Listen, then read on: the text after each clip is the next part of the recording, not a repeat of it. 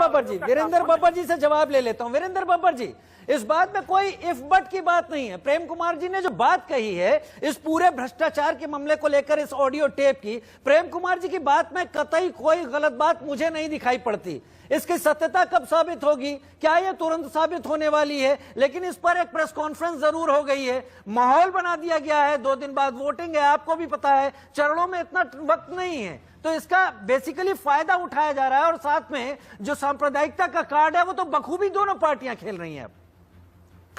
देखिए, मैं इसमें आपको एक बात कहना चाहूंगा। मैं with due respect, Prem Kumar ji मेरे बहुत ही आदरणीय हैं और बहुत ही विद्वान, मैं उनको जानता हूं, उनकी जानकारी बहुत विशाल है। परंतु एक बात मैं निश्चित रूप से कहना चाहूंगा, मीडिया जो है लोकतंत्र का चौथा स्तंभ है और मुझे लगता है मीडिया की ये जिम्मेदारी बनती है कि जब भी कोई चीज, उसकी जानकारी उसके ध्यान में आती है, जिस प्रकार से अभी प्रेम कुमार जी ने कहा कि अगर ये बाद में गलत साबित हुई तो, मैं पूछता हूं अगर ये बाद में सही साबित हुई तो।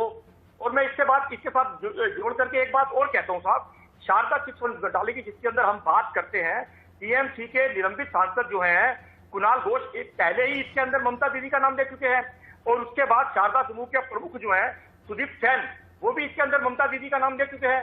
और आप केवल क्योंकि चुनाव चल रहा है इसलिए कोई भी इतनी महत्वपूर्ण जानकारी वोटर तक ना पहुंचाएं। मैं तो आपकी इस बात से माफी चाहता हूं, विद ड्यू रिस्पेक्ट सहमत नहीं हूं।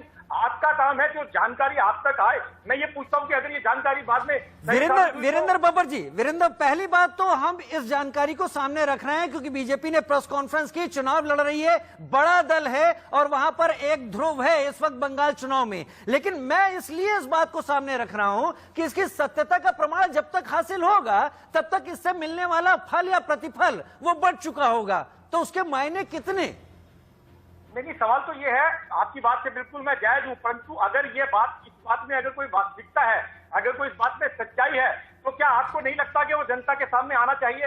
उसे वोट डालने से पहले ये जिस प्रकार से हम जो कैंडिडेट होता है उसकी कंप्लीट जानकारी हम उससे भरवाते हैं। विशाल मिश्रा आता हूं जी, बोलिए बोलिए।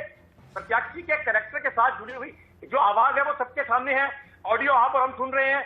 झूठ सच का फैसला जब बाद में आएगा, परंतु इसी बात पर किसी चीज को नहीं रोक देना चाहिए। देखिए क्या है, अभी हमारे खान साहब कह रहे थे कि 70 साल की उम्र के अंदर उन्होंने आज तक ये देखा नहीं। मुझे तो लगता नहीं कि उनकी उम्र 70 साल है। अभी हमारे आरोप लगा रहे थे कि प्रधानमंत्री जी, हमारे जो टीएमसी के प्रवक्ता हैं, कि प्रधानमंत्री जी, गृह मंत्री जी, इतने अलग अलग लोग, पूर्वों की सेना लग गए पीछे। अरे जब आप सभी विपक्ष के लोगों को चिट्ठी लिख रहे हैं कि हमारे समर्थन के लिए आइए, क्या ममता दीदी ने चिट्ठी नहीं लिखी सबको? क्या आप हमारे समर्थन के लिए आइए? नीरज राय, बीजेपी जो है, नीरज राय, एक मिनट वक्त देते हैं।